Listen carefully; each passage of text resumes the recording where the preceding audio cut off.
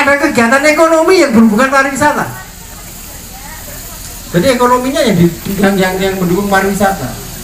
Jadi orang datang ke suatu tempat itu sudah benar-benar ada fasilitas ekonomi yang mendukung untuk kegiatan pariwisata. Ini yang mempercepat. Jadi ada daerah itu sering dikunjungi atau pernah dikunjungi. Ini bagus guys. Ini luar biasa. Dua, pengembangan sarana prasarana yang mendukung pariwisata. Yang ketiga, kegiatan ekonomi masyarakat. Jadi masyarakat. Jadi desa wisata itu mengapa kok masyarakat? Karena interaksi. Kita dibutuhkan berkomunikasi, berinteraksi dengan masyarakat. Ini bedanya. Next, Mas. Nah, yang utama ini Pak, tolong diperhatikan yang sudah akan Pak Lurah yang akan membentuk desa wisata ini. Atraksi ya. Lari ini yang Bosugi opo. Ada opo, enek opo. Inilah yang nanti akan kita promosikan. Baik itu kalau kita melihat dari 10 pokok pikiran kebudayaan plus 1 ini kita gali, mulai dari tradisi lisan sampai permainan tradisional sampai cagar budaya. Ini yang kita kaji, kita gali bareng-bareng. Ya jangan hanya ini saja, jangan hanya yang ada di belakang ini, Bunda ini saja. Kira-kira apa? Pada waktu saya ke beberapa tempat itu selalu saja yang namanya wisata, kalau kita masuk ke tempat desa wisata atau tempat wisata itu ada kegiatan-kegiatan budaya, atraksi.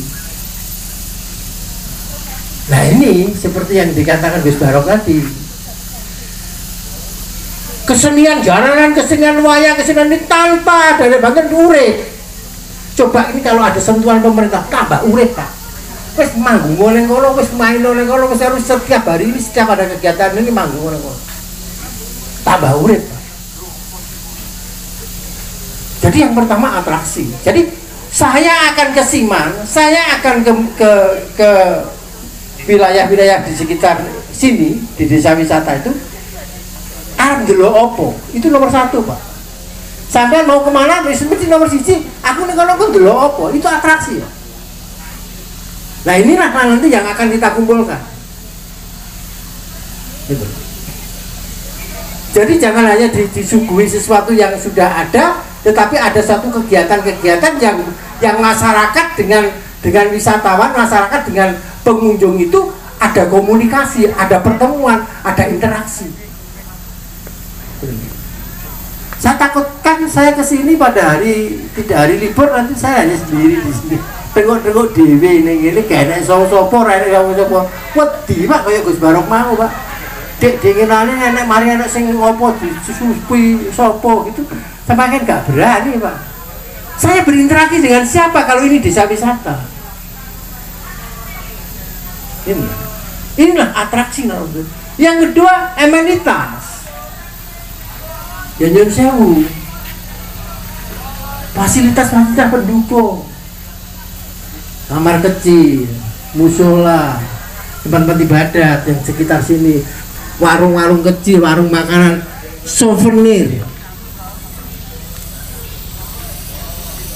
Mungkin sekarang sudah dibangun. Dulu saya pernah dikelui oleh satu kelompok di satu tempat. Wisatanya pamingnya setengah mati Pak pada hari tertentu, apalagi libur sampai nggak sedeng. Diri Pak, daerah etan-etanan sini, etan lor, pemandian Pak. Kamar kecilnya kurang Pak, antri ini, jadi antri Pak. Bayangkan antri Pak. Sengguri itu nggak kuat Pak kali ya. Bercepat Pak. Mungkin antri Pak. Bapak jenengan antri di kamar kecil, bayangkan. Ini salah satu beberapa permasalahan. Akhirnya yang berita yang bilang, jorono mergane arep ning kamar kecil. Antine aku dijejere. Sing mburi wis cepot, Pak. Gak sido antri, megane wis cepot. Gitu loh, Pak. Inilah yang. Jadi amenitas ini kalau saya ke sini misalnya Aku sumuk pengen adus atau pengen di kamar kecil atau pengen dia ada Pak. Kalau nggak gitu masyarakat sekitar di siapa? Masyarakat sekitar. Kalau memang lokasi nggak ada, amenitas ini bisa siapa masyarakat sekitar. Ada petunjuknya.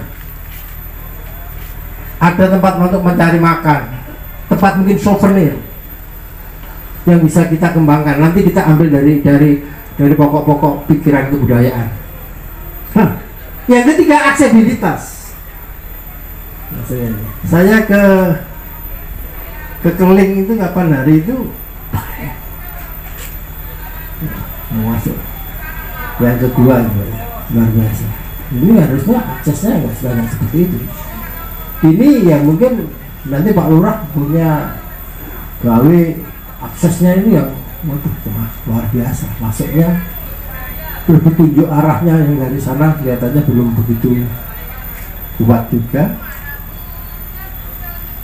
Akses seperti saya katakan, moga-moga pemerintah daerah punya rencana juga jalan mulai dari sini sampai Pare sana 2 kali yang ada. Tentunya ini akan mendukung, karena yang menjadi masalah nanti Pak, yang jadi masalah biasanya masyarakat. Contoh pada waktu kita menyelesaikan Briksi, pernah ya ke Briksi ya. Briksi itu bis muter kayak panjang, bisa gak bisa melebu Pak. Iku ngereh sing duwe dalan nikung baik. Padahal itu wisata desanya masyarakat yang sudah berskala nasional. Mungkin sudah ada yang pernah ke Briksi ya. Briksi itu kan juga sama Pak. Briksi itu juga hanya batu tambang batu padas yang kemudian dikelola masyarakat, bekas masyarakat. Luar biasa. Apalagi yang ini yang kita sudah punya. Oke, next Mas. Nah sekarang kita ngomong budayanya. Jadi desa wisata itu ya sudahlah, kita menciptakan Pak, nggak bisa kita bentuk bareng-bareng. Nah, bagaimana desa wisata yang berbasis budaya? Lah, budaya itu sebenarnya perilaku masyarakat. Budaya itu kan hanya ada 2, tangible, intangible. Budaya yang berbentuk dan yang tidak berbentuk. Kalau yang berbentuk berwujud jelas, ya diwujudkan di dalam pokok-pokok pikiran itu masuk dalam cakar budaya. Yang tidak berwujud banyak. Nah, kalau kita ngomong budaya ya patokannya sekarang ini BPKB, patokannya Undang-Undang Nomor 5 tahun 2017. Next. Nah, apa budaya itu? Saya ngambil dari undang-undang itu satu aja. Segala sesuatu yang berkaitan cipta, rasa, karsa, hasil karya masyarakat. Bos opoy hasil karya masyarakat itu budaya. Apalagi yang menjadi apa itu penyemangat kita di Kediri berbudaya. Udah Pak, jadi perilaku kita yang menunjukkan perilaku yang apa yang kita lakukan itu adalah budaya. Segala perilaku, segala hasil dari pikiran manusia, segala hasil perbuatan manusia itu berbudaya. Nah, tapi nanti ada beberapa pokok-pokok pikiran budaya yang harus kita laksanakan. Yang kebetulan kemarin 2 tahun yang lalu kami dengan Gus Barok, dengan Mas Yus, dengan Mas Eko itu menyusun yang namanya pokok-pokok pikiran budaya daerah. Di situ sudah ada. Dan ini harus dilaksanakan. Dan ini harus menjadi dasar di dalam pengembangan pembangunan di Kabupaten Kediri, termasuk turunnya sampai di desa. Nggak bisa enggak. Jadi jangan hanya itu miliknya pemerintah pusat, pemerintah kabupaten, tetapi kita pakai Kediri berbudaya itu artinya kebudayaan ini juga menjadi bagian yang memberikan motivasi kita di dalam kegiatan-kegiatan pembangunan di desa. Next Mas. Nah ini. Karena di dalam pokok-pokok pikiran itu memuat ini kondisi faktual permasalahan yang dihadapi di daerah tentang budaya. Apa saja permasalahannya. Oke, next. Nah, ini seperti yang disampaikan Mas MC tadi. Jadi apa saja sih yang bisa kita ambil, apa saja yang bisa kita gunakan sebagai dasar wisata itu, budaya itu, misalnya tradisi desa, cerita. 5 desa itu punya cerita, dan ceritanya tidak semuanya bisa tahu. Bahkan mungkin generasi kita penerus kita kecil-kecil di desa itu nggak tahu. Saya tuh sering bertanya begini, rumahmu mana? Termasuk pada waktu kebetulan guru sejarahnya di SMA Kepung itu 6-6-nya tuh mantan mahasiswa saya semuanya, 6-6-nya. Saya tanya kepada mereka, kamu desanya mana? Karangdinoyo. Ceritanya kok dinamakan Karangdinoyo kenapa? Nggak tahu. Mampus. Takut saya kenapa namanya desanya Tangkilan? Sing jogo prasajakan ora genah pisan. Api. Dosanya siapa? Lah, desane sopo? Lah aku iku. Ibu bapak, saya takutkan cerita tentang asal usul desa dengan desa seperti kemarin digagas oleh Dinas Pariwisata dengan mengumpulkan setiap desa untuk membuat cerita tentang desa. Ini saya berharap pesan kepada Mas Eko dan termasuk kepada Gus Baro, tolong ini dibukukan, dikembalikan ke desa biar tahu dia. Lo urusan salah bener, wah sudah urusan itu. Tapi minimal cerita sedikit tentang sejarah desa itu tahu. Nah, kalau saya datang ke sini, loh kenapa kok ini namanya Bogor Prada? Kenapa namanya Siman? Yang Pak Lurah Siman tentunya tahu ya, kenapa diberi nama Siman. Nah, ini kan ceritanya harus lengkap. Karena di sejarah desa sudah ada, ditulis di situ. Oh, saya tuh kadang-kadang pada mahasiswa saya emang kejem. Itu nggak mau gitu. Adik saya sendiri, kowe jangan harap akan lulus. Adik saya yang murid saya, sekarang jadi guru di SMA, SMP 4 itu. Kowe jangan harap lulus. Lah gak nulis sejarah desa Kedung Malang. Lo bener, Pak. Pak Indro. Itu skripsinya sejarah desa Kedung Malang. Jangan harap. Di sini tadi ada mahasiswa saya juga kelihatannya. Nggak tahu. Gondrong mengikuti saya. Wah, saya kalau udah masalah karya tulis, saya agak tegas. Kita punya, takut saya nggak tahu.